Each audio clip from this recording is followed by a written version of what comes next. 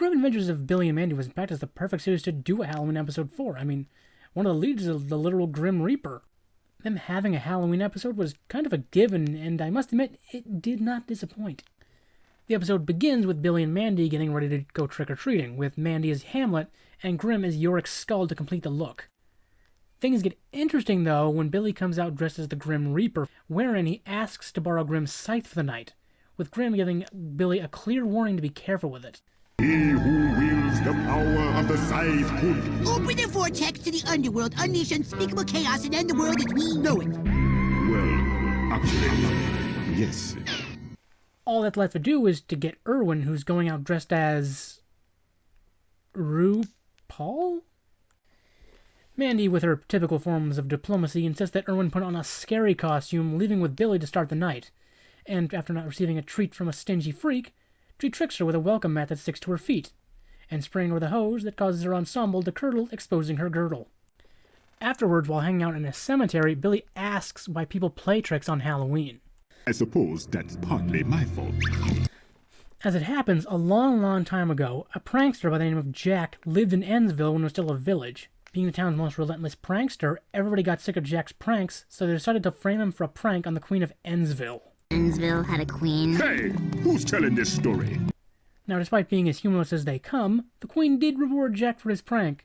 She sent out her best knight to give him a free medieval back adjustment. Grim enters the story when, as per his job, went to go reap Jack's soul. But since Jack had zero interest in shrugging off this mortal coil to stop pranking, he tricked Grim into dropping his scythe and made Grim promise that he'd get the scythe back in exchange for eternal life, which Grim had no choice but to agree with. Except for one key oversight Jack failed to consider. You cut his head off? Yep.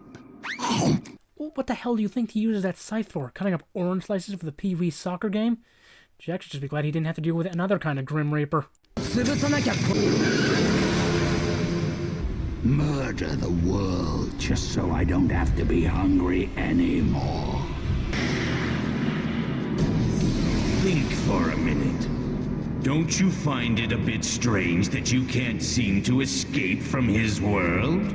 Those guys are some capital C crazies. They can't all be as cute as DC's death. So with Jack needing a new head, he takes a page from the Headless Horseman's book and replaces it with a pumpkin. And from there, the story of Jack-o'-lantern, the immortal prankster who terrorizes Ennsville every Halloween, spreads like wildfire. If you're curious, the actual folklore of the Jack-o'-lantern myth is a lot different. For one thing, the story of Jack of the Lantern, or just Stingy Jack, is the story of how Jack, a drunken lout, managed to trick Satan into not claiming his soul twice, which bites him in the butt hard when after he dies, he's barred from heaven for being such a drunken sinner, and since the devil said he wouldn't take him to hell either, Jack has no choice but to take some fire from hell and put it into a turnip to light his way for an eternity of loneliness. And obviously the turnip morphed into the jack-o'-lantern pumpkin we know today. So after Erwin re-enters the picture now dressed as a turtle, Mandy again demands he put on something scarier. She instructs Billy to head for downtown to cover more ground while she and Grim stay uptown to keep collecting candy. Now, all alone, Billy comes across a certain someone's old house and knocks on the door. What? Hello, Newman. As it turns out, Billy caught Jack just before he was going out for the night to enjoy a prank-filled Halloween. That is, until he realized that Billy's carrying Grim's actual scythe and not just a dinky prop. So while Mandy and Grim are TPing people's houses and dealing with Erwin's lamest costume yet, Jack uses Grim's scythe to open a portal to the underworld, and as the spirits he lets out use pumpkins as conduits to wreak havoc, which in this case also means carving a path of destruction all the way to Grim so he can exact his revenge. Cutting Grim's head off. You're gonna cut Grim's head off? Don't be an idiot! Grim's head is removable. Observe. Ah, but any head cut off with the Grim Reaper's scythe stays off forever! Well, Billy was almost smart there. It was nice while it lasted. This leaving Mandy with the awesome responsibility to save Grim from a decapitation, while still making time to insult Erwin's next train wreck of a costume. Hi, Mandy. I'm Little Bo Peep, and I've lost... Your mind. You've lost your mind, Erwin. You know, for a kid who has a literal mummy for a mommy and an African-American Dracula grandpa, you'd think you would understand the word scary. Mandy eventually makes her way to where Jack is gearing up to decapitate Grim.